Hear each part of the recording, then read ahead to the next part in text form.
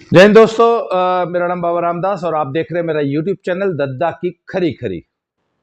तो पिछले कुछ एक महीने जो है ना, हिंदुस्तान में बड़ी राजनैतिक सामाजिक उथल पुथल रही है। और देखिए, जो भी राजनीतिक सामाजिक घटना होती है उसके बहुत सारे है ना इफेक्ट, साइड इफेक्ट्स होते हैं, उसके बहुत सारे निहितार्थ होते हैं, बहुत चीजों को वो घटनाएं कवर करती हैं। उसके वो जियो पॉलिटिकल इश्यूज होते हैं और हमारे देश के सामाजिक इश्यूज होते हैं, इकोनॉमिक अफेयर्स होते हैं, फॉरेन अफेयर्स होते हैं, है ना, विदेश नीति, मतलब इकोनॉमी, ये वो, इन सब पे अलग अलग इम्पैक्ट होता है। और इन सभी घटनाओं का तात्कालिक राजनीतिक असर भी होता है।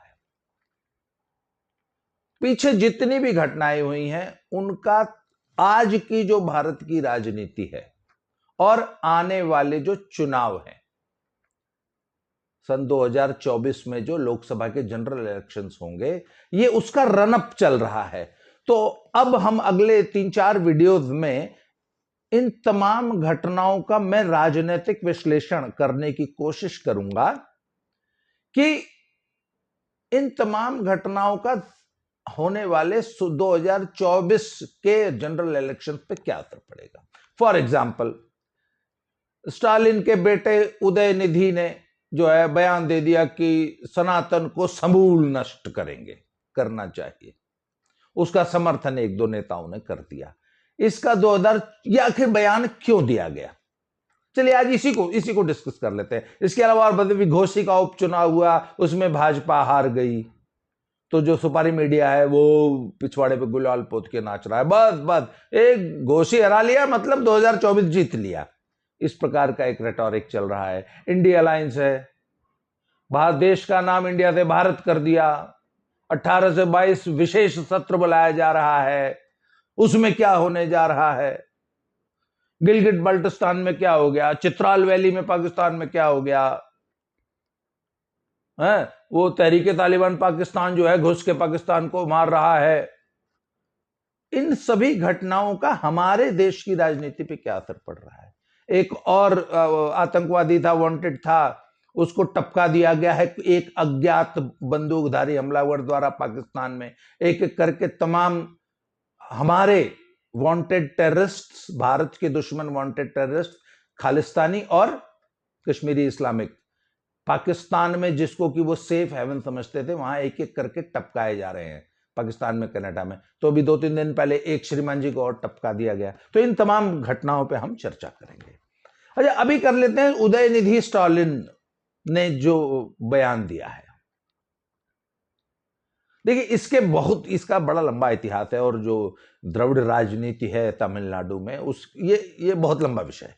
इस पर बहुत अच्छे वक्ताओं ने पिछले कुछ दिनों में बड़े अच्छे अच्छे वीडियोस बनाए हैं और आई थिंक आपको वो देखने चाहिए। और वो उस पे भी कभी मैं किसी अच्छे पैनलिस्ट के साथ चर्चा करूंगा। पर अभी फिलहाल देख लेते हैं कि ये इंडी अलायंस जो बना है, इसके परिप्रेक्ष्य में उदयनिधि स्टालिन ने चुनाव से ऐन पहले ये बयान क्यों दिया। तो एक तो पहली बात है, अच्छा मैं ना बड़े सिंपल शब्दों में अपने उन दर्शकों को जो कि राजनीति में बहुत ज्यादा मतलब दखल नहीं रखते हैं, जिनको बहुत ज्यादा राजनीति के न्यूएंसेस, इंट्रिकेसीज बहुत ज्यादा मालूम नहीं है, या अगर जानते भी हैं तो अपनी स्थानीय राजनीति, अपने जिले, अपने प्रदेश की राजनीति भर ही जान पाते हैं, राष्ट्रीय राजनीति, अंतर्राष्ट्रीय विषयों पर बहुत ज्यादा जो दखल नहीं रखते हैं, मैं उनको ध्यान में रख के ये वीडियो बना रहा हूं और उनका मतलब उनमें इंटरेस्ट जागृत करने की कोशिश कर रहा हूं कि वो लोग जो कि सिर्फ स्थानीय राजनीति को समझ पाते हैं वो राष्ट्रीय मुद्दों को भी समझें। तो इंडिया अलायंस बना, तब हुआ कि तब भाजपा के खिलाफ कोई एक कैंडिडेट ही खड़ा किया जाए। उस इंडिया अलायंस का एक बहुत महत्वपूर्ण घटक है डीएमके। करुणानिधि जी नहीं रहे, उनके बेटे स्टालिन और स्टालिन के बेटे उदयनिधि। तो इनको ना, ये जो बेटे हैं ना, इनको मैं ना लकी स्पर्म्स कहता हूं। ये अपने बाप दादाओं की बनी बनाई राजनीतिक विरासत को की मलाई चाटने वाले लोग हैं। तो ये जो उदयनिधि स्टालिन है ना, ये थर्ड जनरेशन लकी स्पर्म है। सारी राजनीति तो जो द्रविडियन राजनीति थी उसके बाद इनके दादा ने की, उसके बाद इनके बाप ने पहले पारिवारिक लड़ाई में अपने भाई को निपटा के अपने बाप की राजनीतिक विरासत को संभाला, और अब उस अपने दादा और बाप की राजनीतिक विरासत को संभालने के लिए उदयनिधि स्टालिन एक तो खुद को तैयार कर रहे हैं, एक लकी स्पर्म मलाई खाने की तैयारी कर रहा है। पहली बात तो इसको समझ लीजिए। लकी स्पर्म्स में एक अलग से कि आखिर इस देश में ये जो लकी स्पर्म सिंड्रोम है और इसने भारत की राजनीति, भारतीय लोकतंत्र को कैसे दीमक की तरह चाटा है, इस पे एक अलग से वीडियो बनाऊंगा। और ऊपर कश्मीर से शुरू करूंगा और नीचे कन्याकुमारी तक एक एक राजनीतिक दल के मूल चरित्र को डिस्कस करेंगे। तो सब Udhayanidhi Stalin third generation lucky sperm है। जैसे ये लकी स्पर्म होता है, इसी तरह कुछ लकी पुसीज होती हैं। ये लड़का है ना, इसलिए इसको मैं लकी स्पर्म बोलता हूं। इसी तरह राजनीति में लकी पुसीज भी हैं, उसको भी डिस्कस करेंगे। तो जो द्रविडियन राजनीति और तमिलनाडु में जो रहा है ना, ब्राह्मणिज्म और हिंदू धर्म, ब्राह्मणिज्म के नाम पे हिंदू धर्म और सनातन का विरोध करो, जिससे एक वोटर वर्ग आपसे जुड़ा रहे। किसी एक को गरियाओ तो उसका जो विरोधी वोटर वर्ग है, जो आपने तैयार किया है धर्म के नाम पे, भाषा के नाम पे, विभिन्न मुद्दों पे, वो आपसे जुड़ा रहे। और उस लेगेसी को मैं आगे लेके चल रहा हूं। उदयनिधि ने सबसे पहले तो इस, है ना, हिंदू सनातन का विरोध करने वाली जो राजनीतिक धारा है उसके वाहक बने हैं अपने बाप दादा, और उससे बाप से पहले के जो द्रविडियन पॉलिटिक्स के जितने भी पुरोधा रहे हैं उन सबको। दूसरा, भाई हो सकता है इस सनातन वाले बयान पे डीएमके की अपनी जो निजी पॉलिटिक्स है तमिलनाडु में, और डीएमके का वोट बैंक बचा रहे, बढ़ेगा नहीं पर जो है वो इंटैक्ट रहे, यह हो सकता है। परंतु वहां पे जब से जयललिता जी नहीं रही और एआईएडीएमके का ह्रास, डाउनफॉल शुरू हुआ और बीजेपी का उभार शुरू हुआ, और बीजेपी के जो यंग लीडर्स हैं उन्होंने जो बीजेपी के ग्रास रूट लेवल पे काम करना शुरू किया है, इसलिए बीजेपी का वहां उभार हो रहा है। और there is a very strong undercurrent Tamil Nadu में। तीसरा है, तब इंडी अलायंस में डीएमके के साथ कांग्रेस का अलायंस है, और कांग्रेस को सीटें देनी पड़ेंगी। और भाई कांग्रेस ठीक ठाक सीट मांग रही है, सुना है 10, 12, 15 सीटों तक की बात चल रही है। इसी तरह केरल में तो सरेआम ये बोला जा रहा है कि आधी सीट कम्युनिस्ट लड़ ले, आधी कांग्रेस लड़ ले। इसी तरह तमिलनाडु में भी 10, 12, 15 सीटें कांग्रेस मांग रही है, और डीएमके एक भी सीट देना नहीं चाहती है। अच्छा, आपने सनातन को डेंगू, मच्छर, मलेरिया की तरह इरेडिकेट करने का जो बयान दिया, इसका असर कांग्रेस की जो इलेक्टोरल प्रोस्पेक्ट्स हैं, जो उनकी राजनीति है नॉर्दर्न इंडिया में, काऊ बेल्ट में, हिंदी स्पीकिंग एरिया में, उस पर क्या असर पड़ेगा, इसकी परवाह उदयनिधि स्टालिन ने नहीं की है। तुम जाओ चूल्हे वाड़ में, तुम्हारा बेड़ा गर्क हो जाए, हमसे मतलब नहीं है। हमारी राजनीति, डीएमके की द्रविडियन राजनीति तमिलनाडु में बनी रहनी चाहिए। हम अपना वोट बैंक बचाएंगे, तुम अपनी देखभाल करो, हमने तुम्हारा ठेका नहीं लिया है।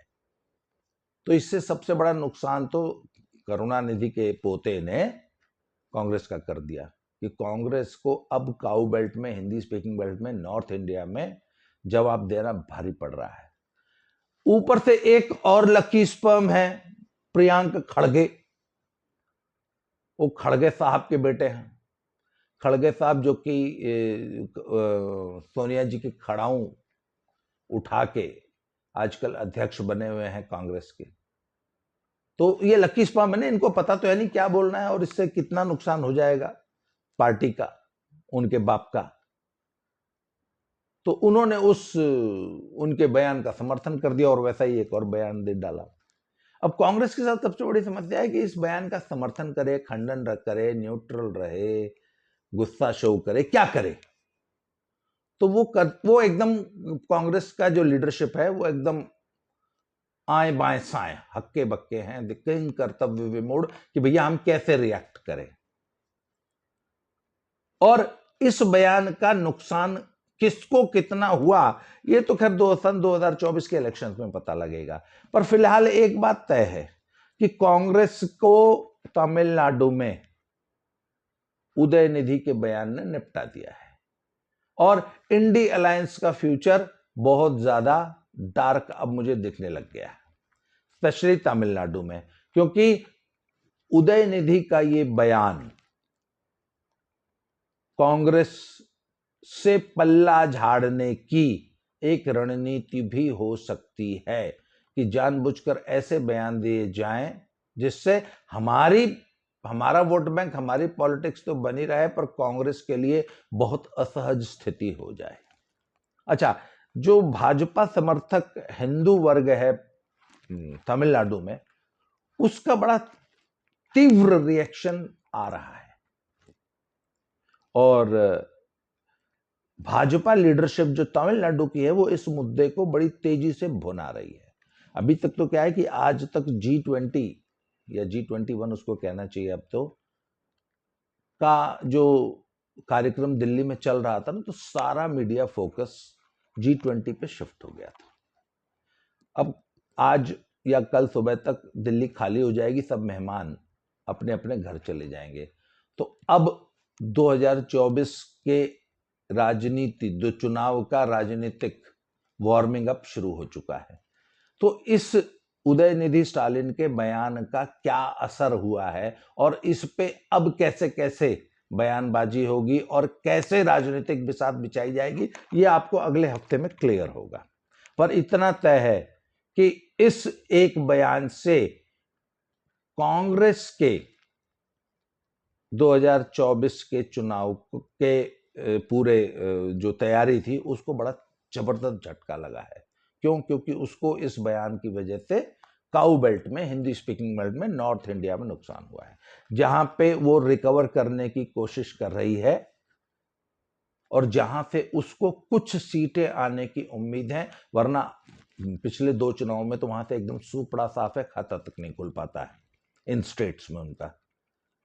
तो जहां वो थोड़ी बहुत 10 साल की मोदी की एंटी इनकम्बेंसी की वजह से कुछ रिकवरी की उम्मीद कर रही थी, हालांकि इस पे भी हम आगे चर्चा करेंगे कि किन राज्यों में, जो मेरा आकलन है कि कांग्रेस को कितनी सीटें मिलने की उम्मीद है, तो जो वो रिकवरी की उम्मीद थी उन उम्मीदों पे पानी फेर दिया है उदयनिधि स्टालिन ने। और इसके बाद अब जब अभी तक तो सिर्फ लोगो और नाम ही तय हुआ है ना इंडिया अलायंस का, आगे जब अब सीट वितरण की, जब गठबंधन असली काम शुरू करेगा, वो है कि कौन कहां से किस सीट पे लड़ेगा, तब पता चलेगा इस बयान का असर, कि ये बयान कांग्रेस को निपटाने के लिए दिया गया है या अपनी राजनीति, सिर्फ अपनी राजनीति के लिए दिया गया है, या अपनी राजनीति करते करते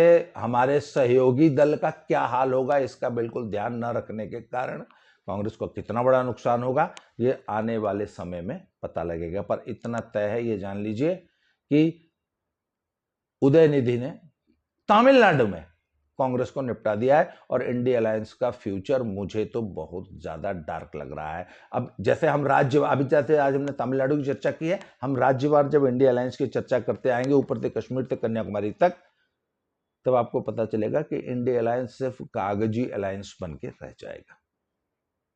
तो आज के इस वीडियो में इतना ही।